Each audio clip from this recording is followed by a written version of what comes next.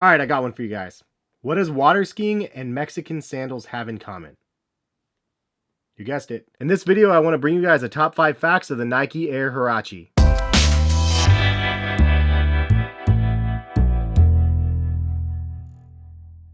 What is going on, guys? This is Hess from CollectiveKicks.com. I wanted to bring you guys a top 5 facts on the Nike Air Huarache, and this will be everything you need to know about this pair of sneakers. In recent times, the Nike Air Huarache is actually quite a very popular shoe, but we don't necessarily know the origin story of the shoe, so I hopefully will clear that up in this video for you guys. So here's a good question to start us off. Is it Huarache or is it Huarache? Huarache.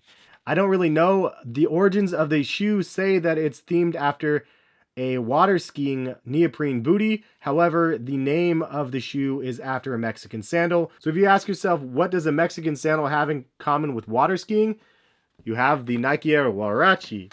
For the sake of the video, I'm just going to call it the Huarache still. Leave a comment in the comment section if I'm completely wrong and it's actually Huarache. Let's start off the top 5 facts with the history of the Nike Air Huarache. So these were released in 1991 and they were designed by the legendary Tinker Hatfield, who also designed the Air Jordan 3 through 15, as well as the very first pair of sneakers with the visible air unit. Named after a Mexican sandal, however, inspired by water ski boots. So Tinker took the concept from the neoprene water ski booties and actually mocked up a design which was the Nike Air Huarache. Here's a quote from Tinker. He says, "That's one of the problems we have with shoes. They don't really conform to different shapes of feet very well. Neoprene does that." So we like the fact that the neoprene conformed to your feet, and that's where the slogan came from, where they say, "Have you hugged your feet today?" Tinker said he started drawing the exoskeleton over top of the neoprene booty, as you can see out here, and he took the sketch to Sandy Bodecker's office. So the first sketch showed the neoprene upper with the exoskeleton, and Sandy Bodecker actually saw this and liked it and wrote in a red pen, "Sneaker of the Gods." And he was kind of thinking,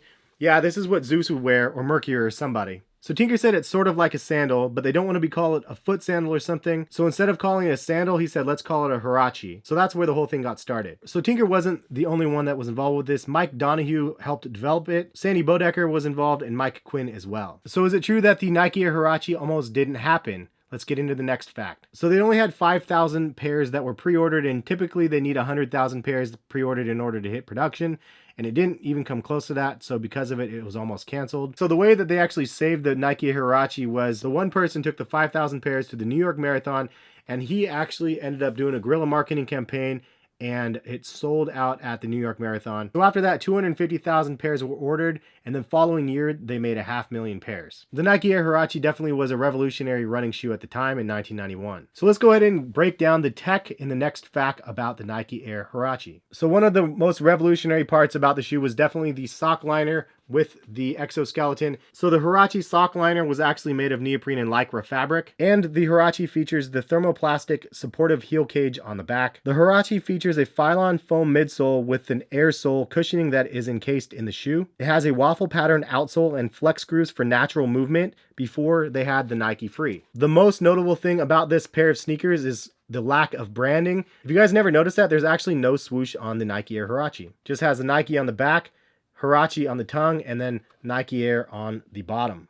The fit of these shoes actually are quite snug, so if you're interested in buying a pair, which there'll be some links in the description, you should go with a size 10 if you were a size 9.5 normally. That is what I have done, and they fit much better. So I believe the first retro of the Nike Air Huarache was in 1999. If you guys know otherwise, please leave a comment, but that was all I could find. The very first collaboration on the Huarache actually happened in 2000 with Stussy. So a couple other fun facts about the Huarache. It was actually first introduced on the running shoe, but obviously expanded to Nike basketball as well as cross training. So for the basketball shoe, which was known as a Nike Air Flight Huarache, it was designed by Tinker Hatfield and Eric Avar, who is the designer of the Kobe line. And if you're older, you probably remember the Fab Five rocking the Huaraches in the basketball games in college. The whole theme was less is more. So back then you had a lot of bulkier basketball shoes, so less is more meant something because it brought a lightweight basketball shoe to the court. And then they also had the training shoe that came out after that. The evolution of the Huarache continued with the 2K4, which is the one that Kobe actually ended up wearing. So here's your homework for this video. I want to know if anybody out there knows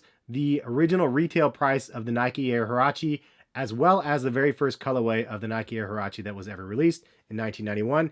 Leave that comment in the comment section if you guys do know either of those. Very, very curious to see if you guys will be able to get those answers correct in the comments. So if you guys are interested in owning a piece of history, the Nike Air Huarache is available on Nike.com right now. You can buy them for around $90 to $130. You can actually design your own on Nike ID, which I did here.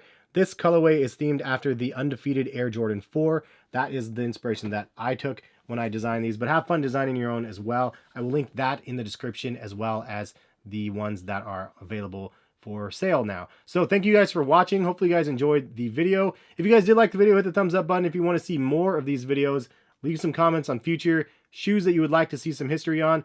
And it was my pleasure to try to do these videos for you guys. Thank you so much for watching. Catch you guys for some more videos soon. Peace, guys.